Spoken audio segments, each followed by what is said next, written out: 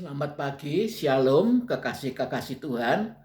Renungan singkat firman Tuhan pada pagi hari ini adalah prinsip zaman antikristus. Seringkali ada orang yang bertanya-tanya, mengapakah harus ada zaman antikris? Yaitu zaman siksaan yang besar, kesusahan yang besar, yang sejak Allah menciptakan manusia belum pernah ada masa sengsara yang besar seperti pada zaman antikris, dan kemudian tidak akan pernah ada lagi. Nah, kita akan membaca 1 Korintus pasal yang ke-5 ayat 1 sampai dengan 5 sebagai berikut.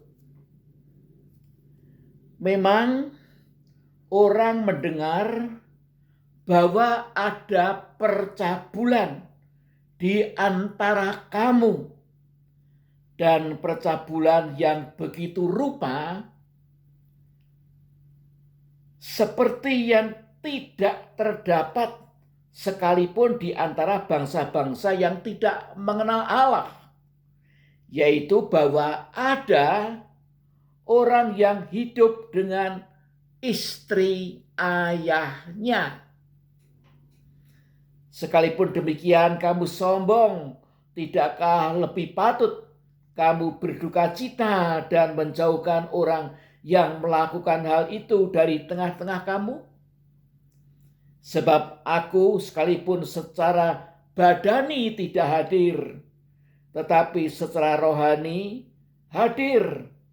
Aku, sama seperti aku hadir, telah menjatuhkan hukuman atas dia yang telah melakukan hal yang semacam itu. Bila mana kita berkumpul dalam roh, kamu bersama-sama dengan aku, dengan kuasa Yesus Tuhan kita. Ayat yang kelima, ya. Orang itu harus kita serahkan dalam nama Tuhan Yesus kepada iblis, sehingga binasa tubuhnya, agar rohnya diselamatkan pada hari Tuhan. Amin. Nah, di Korintus yang sedang terjadi kegerakan Roh Kudus, ada seorang anggota jemaat yang hidup dalam dosa perzinahan dengan istri ayahnya, dan kemungkinan besar ini ibu tirinya. Hal seperti itu di tengah-tengah orang dunia pun jarang ditemukan. Tetapi di Korintus, di dalam jemaat, terdapat orang seperti itu.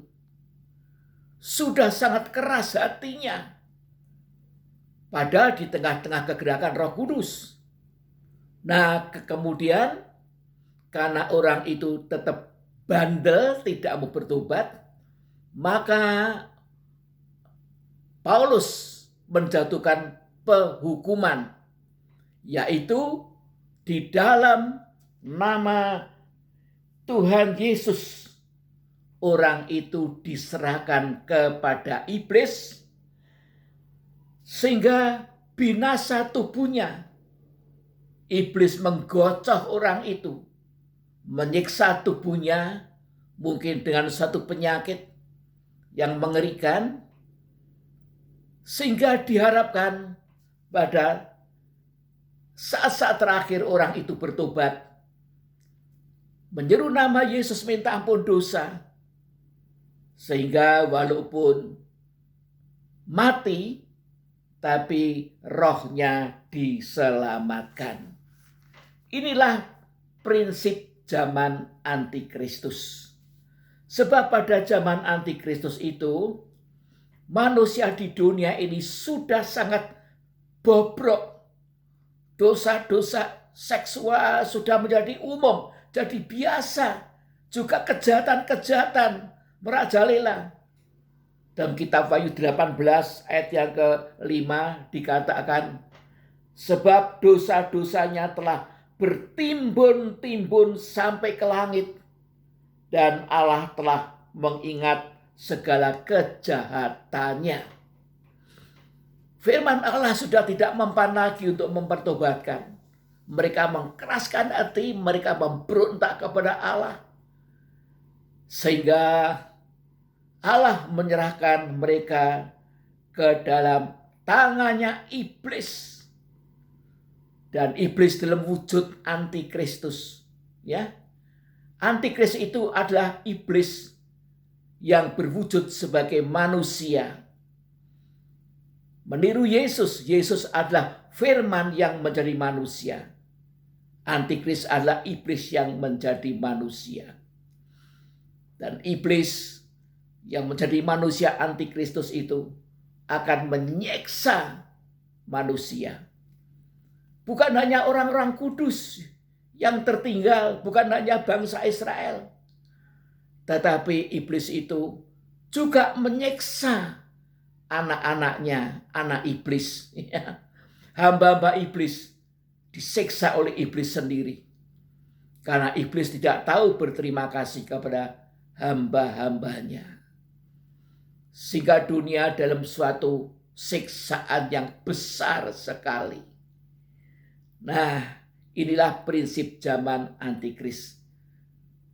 Dengan maksud apa Allah membiarkan manusia ini diserahkan kepada iblis untuk disiksa? Dengan maksud agar manusia akhirnya bertobat, mencari Tuhan, dan berseru-seru kepada nama Yesus, minta ampun dosa. Sehingga walaupun tubuhnya dibinasakan, rohnya selamat. Nah, oleh sebab itu, kita harus menjaga hati kita. Jangan sampai kita mengkeraskan hati kita. Jangan sampai kita ini menolak suara teguran Roh Kudus. Jangan sampai kita ini menolak peringatan-peringatan dari hamba-hamba Tuhan. Sebab kalau kita menolak, berarti kita mengkeraskan hati. Dan kalau Roh Kudus sudah meninggalkan kita, maka kita tidak akan bisa bertobat lagi.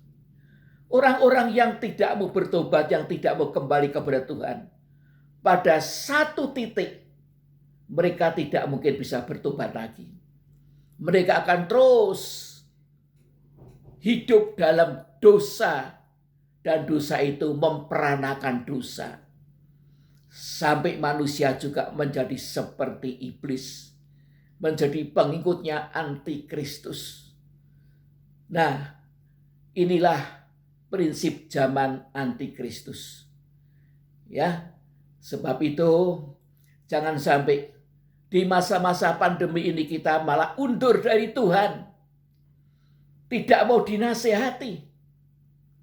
Kalau kita tidak mau mendengar nasihat dari Bapak rohani kita yang kasat mata, yang dapat dilihat, bagaimana mungkin kita bisa mendengar dan menuruti nasihat dari Bapak surgawi kita? Tidak mungkin bisa. Kalau kita tidak menghormati Bapak rohani kita, bagaimana mungkin bisa menghormati Bapak surgawi kita? Tidak mungkin bisa. Sebab itu biar kita mawas diri. Apakah selama ini kita banyak merendahkan diri di bawah kaki Tuhan untuk menerima anugerah Tuhan? Sebab anugerah Tuhan hanya bisa diberikan kepada orang yang rendah hati, yang memenuhi standar dari Tuhan. Inilah orang yang hatinya bisa dilembutkan, dikerjakan melalui pertobatan yang benar, menerima anugerah Allah, kodrat ilahi, dan menjadi manusia Allah yang berkodrat ilahi, yang terus-menerus dikuduskan disucikan menuju kepada kesempurnaan, sehingga luput dari zaman antikristus itu. Puji Tuhan, sekian renungan singkat, kita akan berdoa. Haleluya, Bapa yang di surga, terima kasih Tuhan, pada pagi hari ini Engkau telah menunjukkan yaitu prinsip zaman antikristus. Karena manusia telah hidup dalam dosa yang bertumpuk-tumpuk bagaikan sampai sundul langit, maka Tuhan dalam anugerahnya telah menggunakan prinsip zaman antikristus. Manusia diserahkan kepada iblis untuk disiksa tubuhnya dengan harapan kemudian bertobat, sehingga walaupun mati rohnya diselamatkan. Terima kasih Tuhan untuk firman-Mu ini.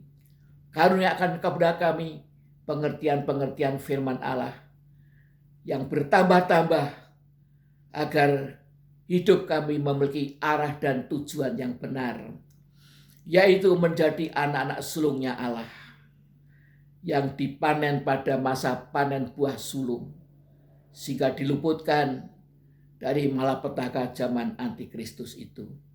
Terima kasih. Dalam nama Tuhan Yesus Kristus, hamba berdoa dan mengucapkan syukur. Amin. Terima kasih untuk perhatian Bapak Ibu Saudara sekalian. Tuhan Yesus beserta. Tuhan mau supaya kita betul-betul hidup benar, suci dan kudus. Dosa terkikis habis dalam hidup kita ini oleh kuasa darah Yesus dan firman-Nya yang hidup. Puji Tuhan.